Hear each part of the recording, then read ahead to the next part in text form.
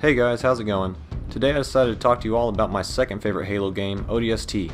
This game has so much treasure within that it'll take a moment to describe. So grab a snack and let's get to it.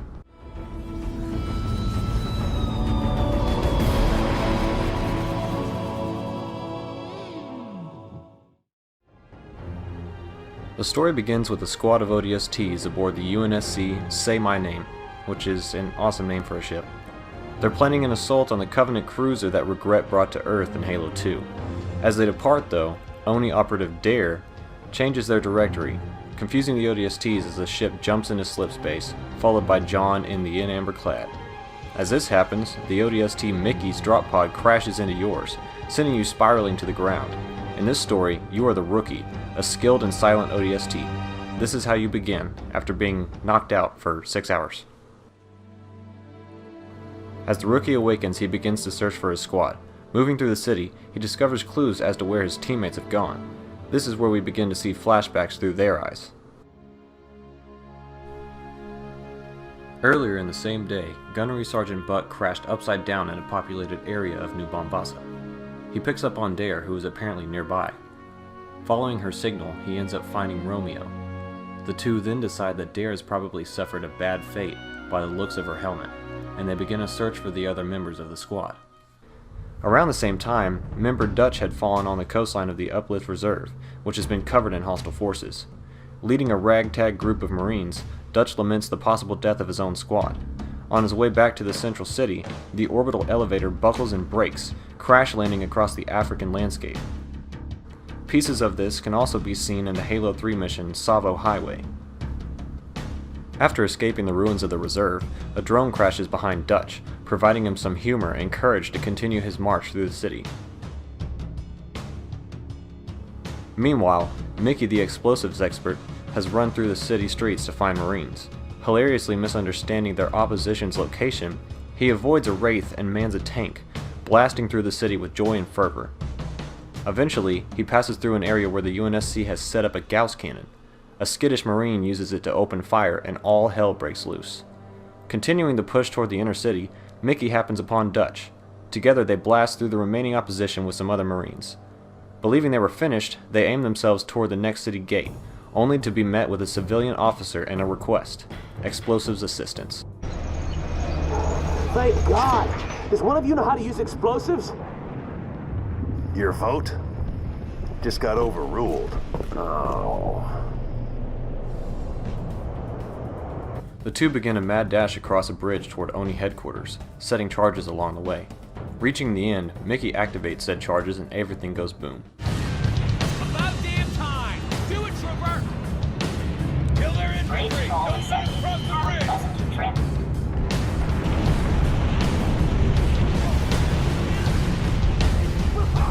Yeah! That's the way!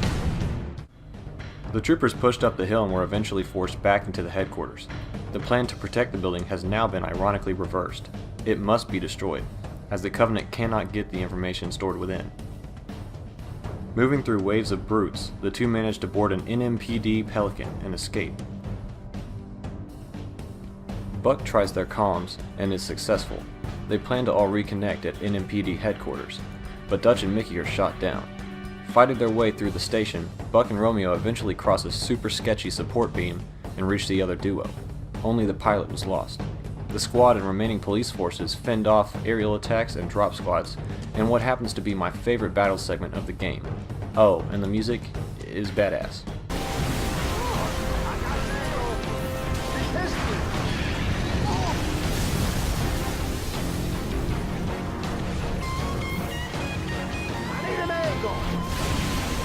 Coming down! Get clear!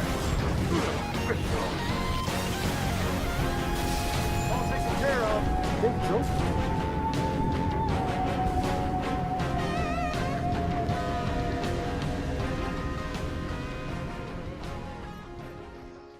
The squad manages to crush the opposition until a brute chieftain drops from a phantom, killing the only remaining police officer and critically wounding Romeo, tossing his sniper off into the smoke of the city, landing on a telephone pole for the Rookie to find.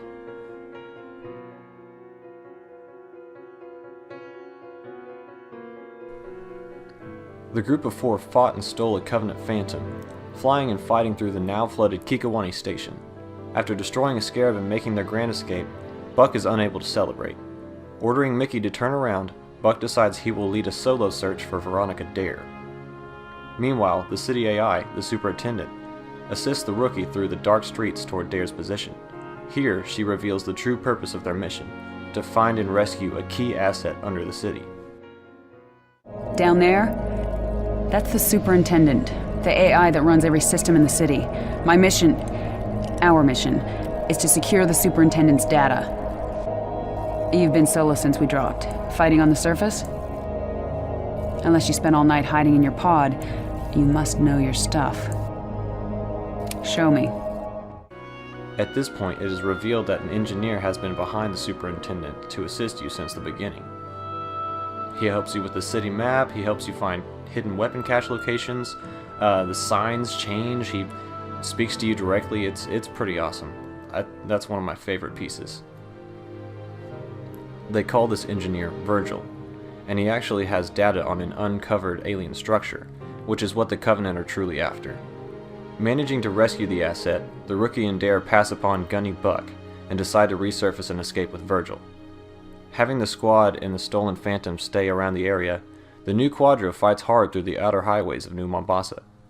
Once at a dead end, the group defends Virgil until the remainder of the squad meets and extracts them from the area.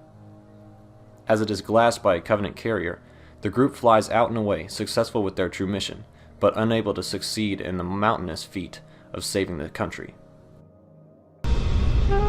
What can I say? It was a hell of a night.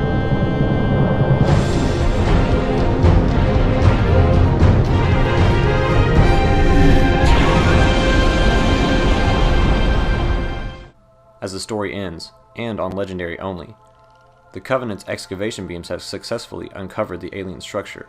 It is in fact the portal to the Ark. This sets the stage for Halo 3, providing the answer as to how the Covenant knew its location on the planet.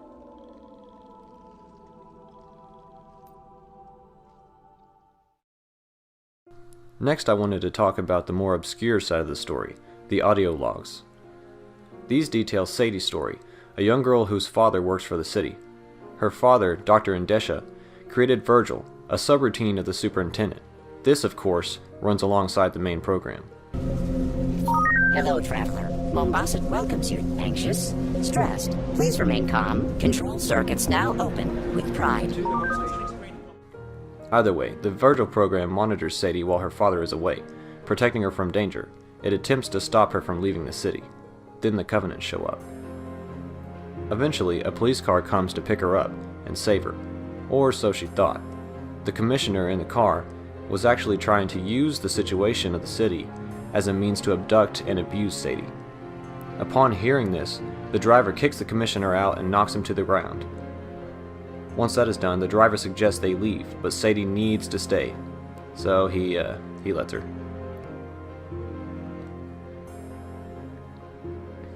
Her father continues to detail their discovery, but she interrupts him again and again. After finding an 800-pound man giving away food, she is flabbergasted. The man knows he will perish due to his inability to flee. For this reason, he gives away free food to people in the area. After some trying to get him to come with her to escape, she accepts that he can't escape, and he understands that. So she accepts 2 kebabs from him.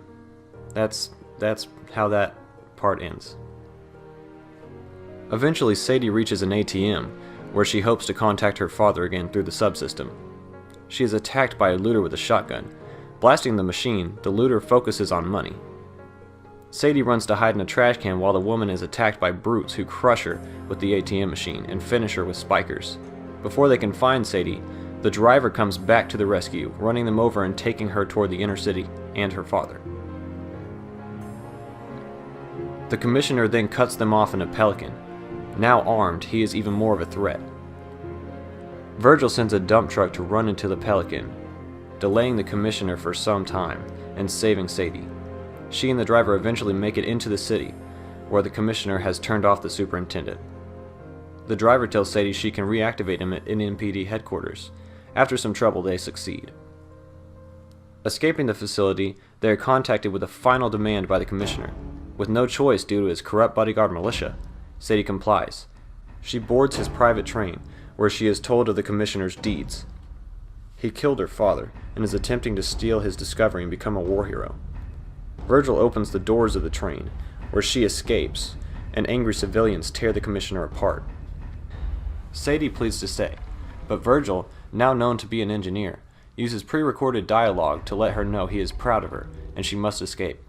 Finally agreeing with Virgil, she leaves the city alone. Do not exit, please. Sadies, stop!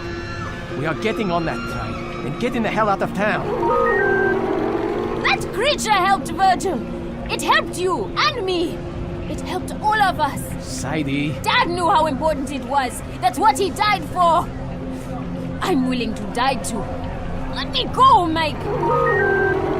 Emergency stop. I am not worth your life, my brave warrior princess. If we don't find you, who will? Office of Naval Intelligence. Your tax dollars at work. Fallen heroes on the air. Virgil, I need you to live. For me. Get on the train, you two! Come in this way! Hurry! later. We've got to go. Virgil, you're all I have left of this place. Sadie, sweetheart. You make me very, very proud. You're all I have left of him. Sadie, take my hand. Okay, I'm ready. On board. Last train. Now departing. Next stop, Makuba, Nairobi Road, home station. And beyond.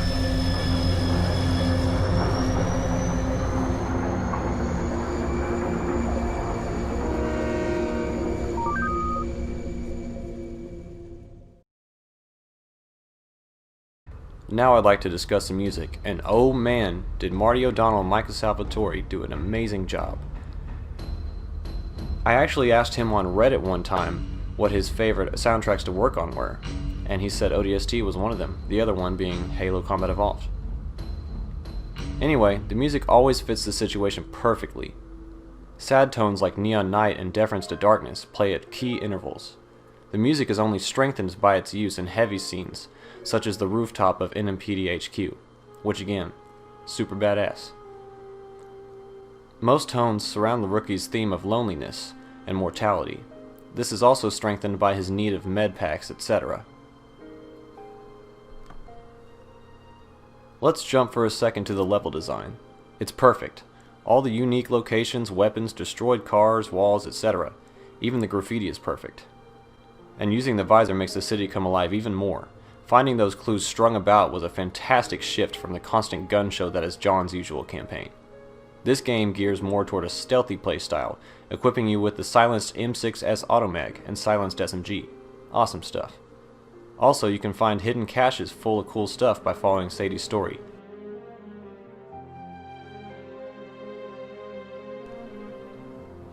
Easily my favorite part of ODST is the blurred lines between humanity and alien races, along with the increased attention to detail.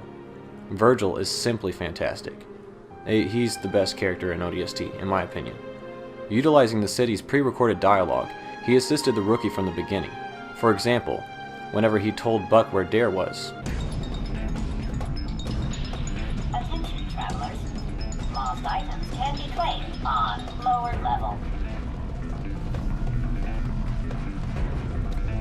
There's your pod. Need to find a way down. And also warning the rookie about the Commissioner's crony. Thanks, Trooper. They almost had me.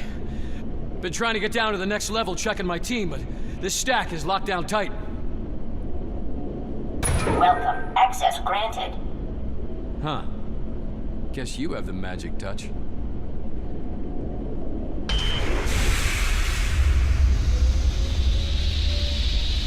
Bugger! Look out! We got a bug problem.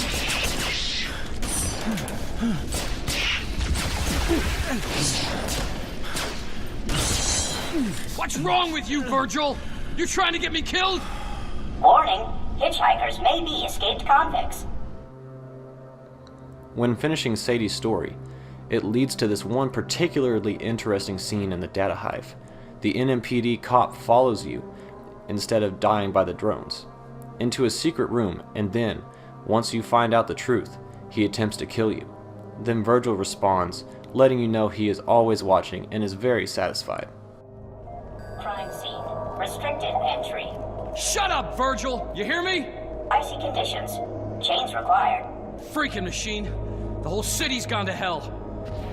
Wait here, watch for hostiles. I'll be back.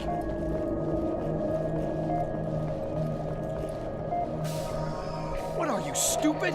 I told you to stay outside. Step away from there. This ain't none of your business. Kinsler gave me real specific instructions. Make sure the doc's dead, and make double sure no one knows about it. Caution, traveler, caution. Sorry, friend. You know way too much. Crime doesn't pay. Good citizens do their part.